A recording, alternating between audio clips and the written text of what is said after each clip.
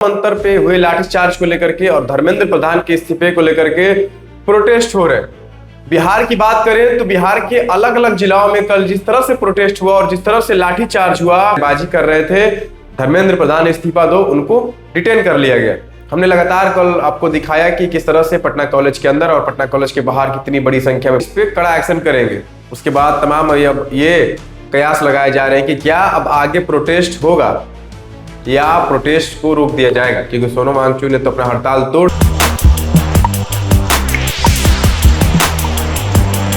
नमस्कार, मेरा नाम है कुणाल, वॉइस ऑफ देख रहे। देखिए, तमाम जो है जगहों पे जंतर मंतर पे हुए लाठीचार्ज को लेकर के और धर्मेंद्र प्रधान के इस्तीफे को लेकर के प्रोटेस्ट हो रहे। बिहार की बात करें तो बिहार के अलग अलग जिलों में कल जिस तरह से प्रोटेस्ट हुआ और जिस तरह से लाठीचार्ज हुआ, और जहानाबाद में तो हद ही हो गया, वहां पर फायरिंग तक की गई प्रोटेस्ट को रोकने के लिए। समझ जाइए कि अब तक का सबसे भयावह जो रहा प्रोटेस्ट वो जहानाबाद का रहा, जहां आंदोलनकारियों को रोकने के लिए हवाई फायरिंग करने पड़ी पुलिस प्रशासन को। पटना में भी कल आंदोलन होने वाला था, लेकिन पुलिस प्रशासन की इतनी सख्ती थी कि ना ही किसी को एकजुट होने दिया जा रहा था और ना ही किसी को रुकने दिया जा रहा था पटना कॉलेज के बाहर। नहीं तो कल भी पटना में बहुत बड़ा आंदोलन देखने को मिलता। फिर भी कई लोगों को डिटेन कर लिया गया। कई लोग जो है वो नारेबाजी कर रहे थे, धर्मेंद्र प्रधान इस्तीफा दो, उनको डिटेन कर लिया गया।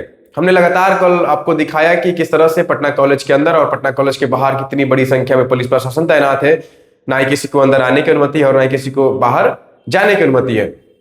जो अंदर थे अंदर ही रहेंगे, जो बाहर थे वो बाहर ही रहेंगे, और जो बाहर थे वो रुक नहीं सकते हैं वहां पे। समझ जाइए कि पटना कॉलेज के बाहर जो है वो रुकने नहीं दिया जा रहा था।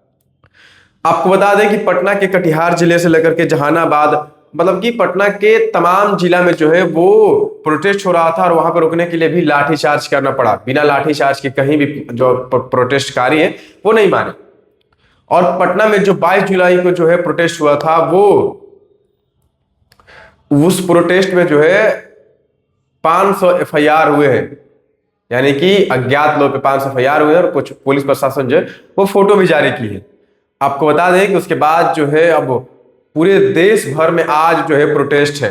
रात में सोनम वांगचुक का जो है वो भूख हड़ताल खत्म हुआ। जेपी नड्डा केंद्रीय मंत्री मिले, केंद्रीय राज्य मंत्री जो है वो मिले उनसे। उसके बाद उनका भूख हड़ताल तोड़वाया गया। 1 बजे रात में जो है नरेंद्र मोदी एक वीडियो जारी करते हैं, देश के प्रधानमंत्री हैं, और बच्चों से अपील करते हैं कि वो इस पे कड़ा एक्शन करेंगे। उसके बाद तमाम अब ये कयास लगाए जा रहे हैं कि क्या अब आगे प्रोटेस्ट होगा या प्रोटेस्ट को रोक दिया जाएगा, क्योंकि सोनम वांगचुक ने तो अपना हड़ताल तोड़ दिया है, धर्मेंद्र प्रधान ने इस्तीफा नहीं दिया है।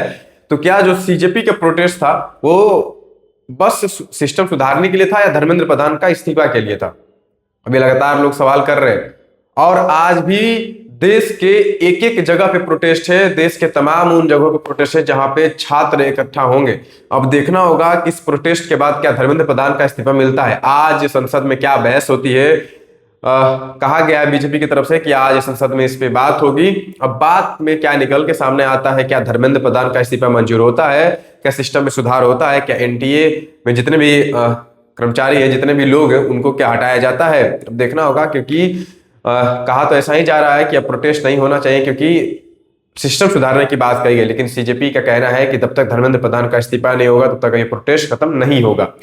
और जंतर मंतर पे आज भी हजारों हजार की संख्या में छात्र जो है बैठे हुए हैं और अगले प्रोटेस्ट की तैयारी कर रहे हैं। लगातार बैठे हुए हैं और फिर से संसद जाने की तैयारी कर रहे हैं। बिहार में तमाम जिलों पे प्रोटेस्ट हो रहे हैं। अब देखना होगा कि इसके बाद क्या होता है। बहुत बहुत धन्यवाद। चैनल को सब्सक्राइब करें, सच को लाइक करें।